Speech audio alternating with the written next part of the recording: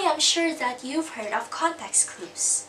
It is defined as when someone uses clues or hints in a sentence to figure out its meaning without using a dictionary.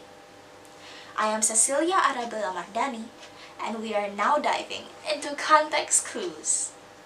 Context clues is not to be relied upon when a precise meaning is required. It is used when hints or clues, such as several possible definitions, or when some words are unfamiliar. Context clues not only increase a person's vocabulary and reading comprehension, but it also makes a reader more sensitive to a word by deciding upon an appropriate definition to suit the text.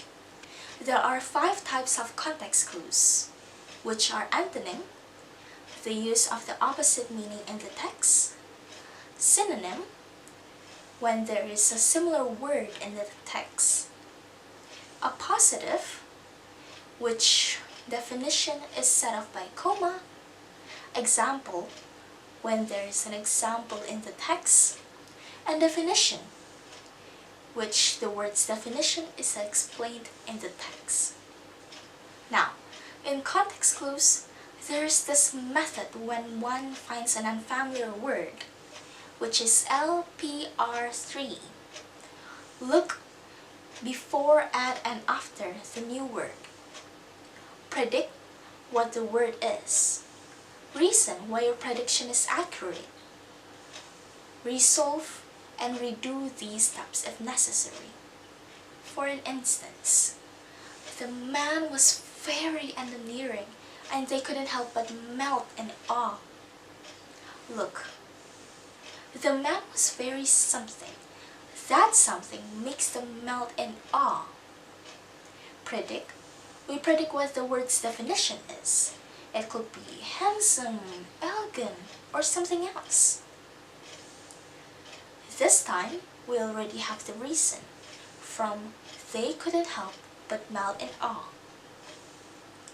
Then, we resolve, as in rethink, if the word's definition suits the sentence or not. Last but not least, is to redo these steps, just to make sure, or if one isn't convinced. Note that this context clue strategy, the LPR3, includes words, sentences, or even paragraphs around the unknown word to understand the said word. To understand context clues better, we could see from these few examples. The chaotic atmosphere instantly turned 180 degrees when the man entered with a calming aura. As I've said previously, there are 5 types of context clues. This example is an antonym. We could see from chaotic and calming. Another is, the man was like a god from the heavenly realm reciting a poem, or like a scholar quoting phrases from an old book. This is a synonym, from reciting and quoting. When he spoke, his voice was very soothing, gentle, and calm.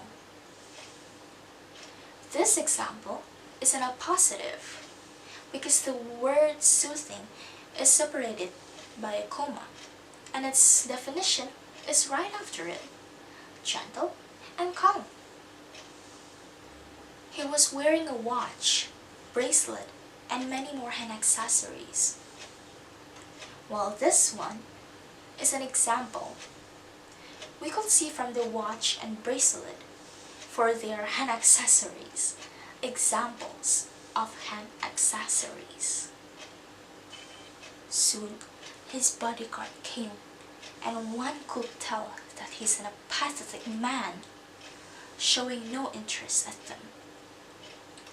This is a definition, for the word's definition is set in a sentence without synonym or whatsoever.